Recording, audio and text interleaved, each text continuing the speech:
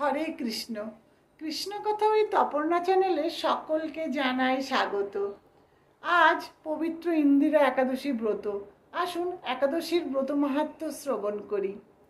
মহারাজ যুধিষ্ঠির বললেন, হে মধুসূদন, আশ্বিন মাসের কৃষ্ণপক্ষের একাদশীর নাম কি?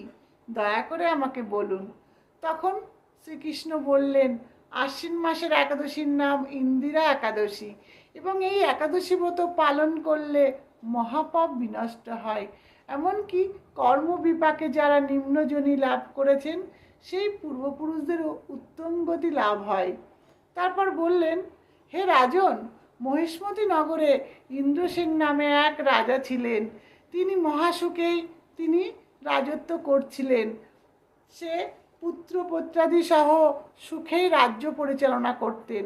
একদিন তার রাজসভায় আসলেন দেবর্ষি নারদ, এবং তিনি দেবর্ষি নারদকে দেখে দণ্ডবত প্রণাম করলেন এবং সেখানে আসার কারণ জিজ্ঞাসা করলেন।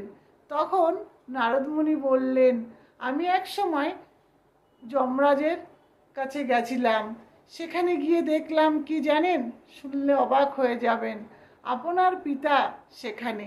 তিনি বললেন যে কোনো কর্মের ফলে আমি এখানে আসতে বাধ্য হয়েছি, তাই আপনি দয়া করে আমার পুত্রকে খবর দিন, সে যেন আমাকে এখান থেকে উদ্ধার করে।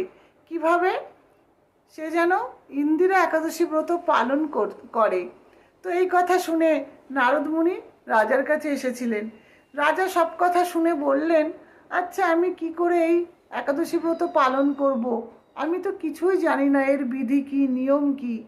তখন দেবর্ষি বললেন যে দশমীর দিন শ্রদ্ধা সহকারে প্রাতঃ স্নান করবেন, মধ্যাহ্নে ভক্তিভাবাপন্ন হয়ে পুনরায় স্নান করবেন, রাত্রিকালে ভূমিতে শয়ন করবেন, পরদিন একাদশীতে প্রাতকৃত্যাদি সমাপন করে নিরাহারে থাকবেন, ব্রতের নিয়মাবলী দৃঢ়ভাবে পালন করবেন।